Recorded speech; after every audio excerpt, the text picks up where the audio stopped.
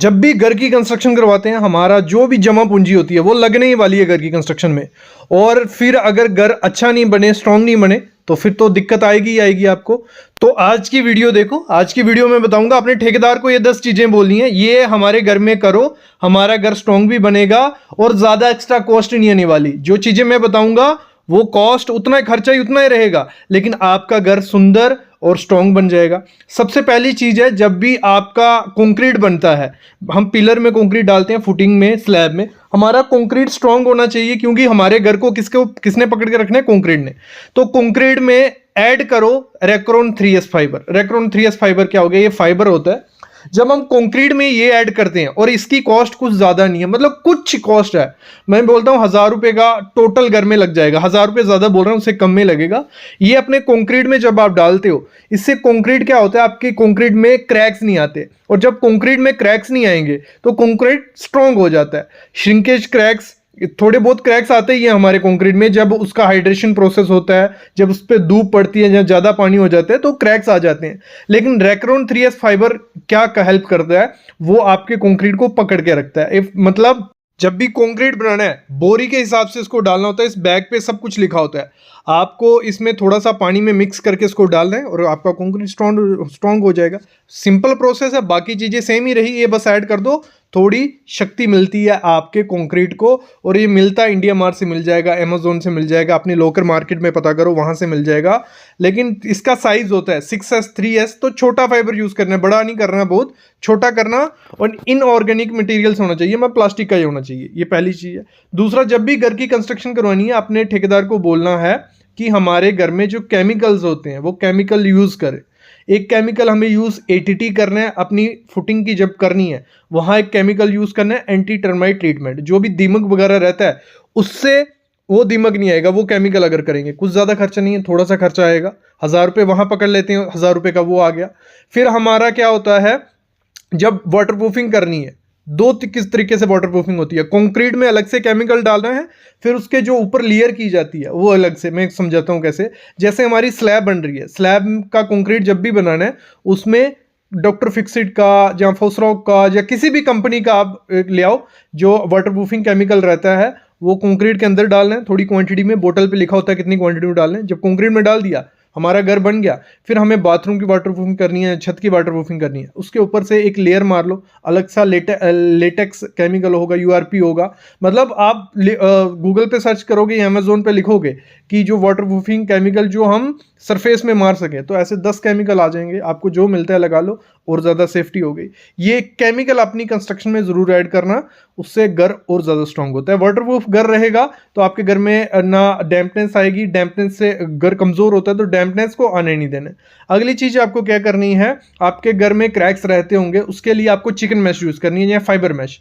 Chicken mash, fibre mash दोनों एक चीज़ है, एक स्टील से बनी रहती है, एक फाइबर से बनी रहती है। तो इसको अगर दीवार पे लगाते हो, कहाँ लगाना है इसको? जहाँ जहाँ आपके जॉइंट होंगे। जैसे एक पिलर आ गया, कंक्रीट का कॉलम है, साथ में ब्रिक वर्क की है, उसके बीच की जो जॉइंट होगा वहाँ पे क्रैक्स दिखेंगे बाद में, और वो बहुत खराब दिखते हैं। और जब एक बार घर पेंट वगैरह हो गया, जब दिखेगा तो खर्चा बढ़ेगा फिर सही करने से।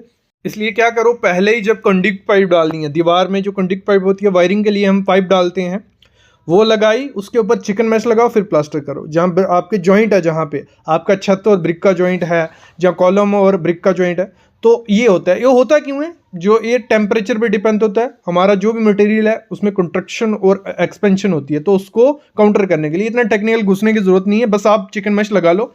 थोड़ा सा खर्चा होगा, ज़्यादा खर्चा नहीं होने वाला है। जो भी आइटम मैं बता रहा हूँ आपका 5 से 10 हज़ार रुपया होने वाला। जहां आपका 50 लाख, 20 लाख, 10 लाख या 5 लाख लग रहा है, वहां 10 से 15 हज़ार खर्चा करोगे तो आपके घर की लाइफ दोगुनी हो गई यार। ना क्रैक होंगे, ना डैम्पनेस होगी। अगली चीज़ आपको क्या करनी है, हम खर्चा करते हैं ब्रिक वर्क जब भी करवाते हैं, हम 9 इंच की दीवार डाल देते हैं। ये पहले की तरह कर रहे हैं। ये हमारे डिपेंड होता है कॉन्ट्रैक्टर पे। जब हम ड्राइंग वगैरह नहीं बनाते हैं, हमारे कॉन्ट्रैक्टर पे डिपेंड होता है कि हमें वो बताए कि यहाँ 9 इंच की दीवार की ज़रूरत नहीं है, 4.5 इंच की या 5 इंच की दीवार की ज़रूरत है। लेकिन वो नहीं बताते, वो अपने सेफ्टी लेके चलते हैं कि फ्यूचर में अगर मैंने बोल दिया 5 इंच की, फ्यूचर में कुछ हुआ तो दिक्कत आएगी। आपको करना क्या है, आपको आजकल कॉलम, बीम, ये सब चीज़ें दे रही है, हमें 9 इंच की दीवार की इतनी ज़्यादा ज़रूरत नहीं होती है। तो आपको 4, वही जो 5 इंच की दीवार रहती है या 4.5 इंच की दीवार रहती है, वो दीवार प्रोवाइड करो, बहुत पैसा भी बचेगा और 9 इंच की दीवार देने का इतना ज़्यादा बेनिफिट नहीं है। बोला जाता है कि सिक्योरिटी पर्पज से आप बाहर की दीवार 9 इंच की दे दो। भाई जिसने 4 इंच की दीवार तोड़नी है उसने 9 इंच की भी तोड़ देनी है जब तोड़ने पे आएगा। जब आप 4 इंच की दीवार को प्लास्टर करते हो दोनों तरफ तो मजबूती वो हो गई होती है। और ये इस पर्पस सिक्योरिटी के पर्पज से मेरे ख्याल में 9 इंच की दीवार नहीं देनी चाहिए। पार्टीशन तो कभी भी आपको 9 इंच की दीवार नहीं देनी है, जहां ज़रूरत पड़ती है वहां दे दो, लेकिन मोस्टली लोग बहुत ज़्यादा खर्चा करते हैं जब क्या करते हैं 9 इंच की दीवार देते हैं, तो डबल खर्चा पड़ता है 4 इंची और 9 इंच की दीवार में। इसमें मैं वीडियो डाल चुका हूँ कितना खर्चा पड़ता है, तो ये चीज़ ध्यान में रखना जब भी डिज़ाइन करवाओ या ठेकेदार को पूछ लो कि कहाँ 9 इंच की दीवार रहनी चाहिए, कहाँ 4 इंच की।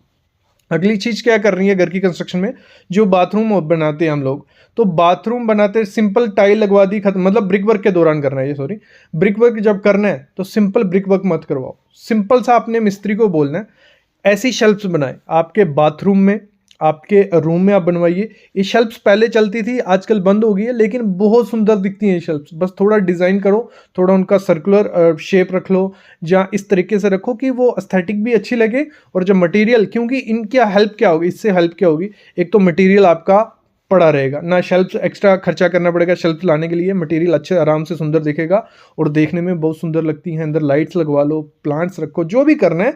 तो मैं कहने का मतलब यही है, जब भी ब्रिक वर्क करवा रहा हूँ आपने, तो ऐसी शेल्फ्स आपको बनवा लेनी है, ठीक है। अगर 9 इंच की दीवार कर रहे हो, 4 इंच की दीवार कर रहे हो, तो वहाँ इतना ज़्यादा पॉसिबल नहीं होता है, वहाँ कैविटी वॉल बनती है, 9 इंच की दीवार आती है कि उसमें बना लो, मतलब समझ लो कि आपको ये बनानी है शेल्फ्स।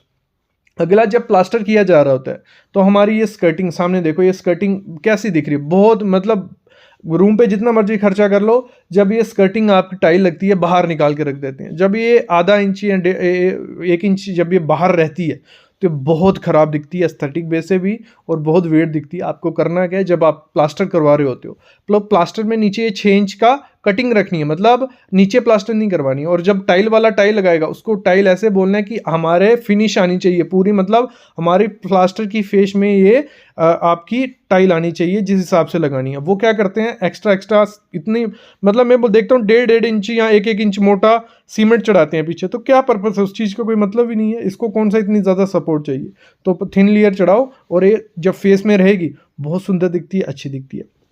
अगली चीज़ क्या करनी है, जब भी टाइल वर्क करवाना है, ऐसे मिस्त्री से टाइल वर्क करवाना है जो कारीगर हो, नहीं तो ऐसी दिक्कत वो करते हैं। देखो ये जॉइंट जो है, इस टाइल का जॉइंट सामने दिख रहा है, मतलब इसको लगाना कैसे चाहिए था, दोनों जो टाइल को 45 डिग्री कट करेंगे तो जब लगाएंगे तो देखने में भी सुंदर लगेगी वो। और इसमें क्यों नहीं करते हैं मिस्त्री, उसमें उनका टाइम ज़्यादा वेस्ट होता है। तो आपको मिस्त्री को जब भी बताना है, जब भी हमारा टाइल का जो जॉइंट होगा, जहाँ भी जॉइंट आने वाला है, तो उसको प्रॉपर से जॉइंट करना। हमें जॉइंट ऐसा फेस नहीं चाहिए जो टाइल सामने जैसे ये देख रहे हो, ये टाइल का फेस दिख रहा है, क्योंकि इसको प्रॉपर से कट करके नहीं लगाया, तो ये गलती आपको उसको मना कर देनी है। अगली चीज़ है, हम जब भी सोफ़ा लगाते हैं अपने घर में, वही ट्रेडिशनल सोफ़े लग रहे हैं, मतलब एल शेप का हो गया या यू शेप का हो गया, सेम सोफ़ा, ये टाइम गया ऐसा। मतलब अगर, क्योंकि खर्चा सेम होने वाला है, तो थोड़ा एस्थेटिक वे से, लग्जरी वे से सोचो। तो आजकल क्या है, मिक्स चेयर्स, कलरफुल कंट्रास्ट में जाओ, मतलब अगर आपने ब्लैक में या वाइट में एक पीस 3 सेट सोफ़ा ले लिया, तो 2 कंट्रास्ट कर लो, 5 सेट हो गया। तो मतलब कहने का मतलब ये है, ये एल शेप या यू शेप, एल शेप में होता क्या है या यू शेप में, जो कॉर्नर वाली जगह होती है उधर कोई बैठ पाता है, नहीं बैठ पाता, क्योंकि वो काफ़ी डीप होता है, वहाँ नहीं बैठ पाता है। तो ऐसी चेयर्स जब आप रखते हो, कलरफुल रखते हो, तो सेम खर्चे में अच्छा लुक, एस्थेटिक आपके घर में लग्जरी लुक मिल जाता है। तो ये चीज़ भी ध्यान रखनी है। अगला, जब क्या करना है, जब हम कर्टन लगवाते हैं तो इस तरीके से कर्टन नहीं लगवाने कि पाइप आपकी सामने रहे। ये आपको कैसे करना है, एक तो जहाँ तो आप क्या करो, जो वो लकड़ी के फ्रेम बनते हैं वो लगवा लो। जहाँ आपको जब फॉल सीलिंग आप नहीं करवानी है, तो फॉल सीलिंग के अंदर ही जहाँ आपके कर्टन्स आने वाले हैं वहाँ डेप्थ छोड़ो कि आपकी जो रॉड रहेगी वो अंदर दिखेगी और कर्टन पूरे में दिखेगा।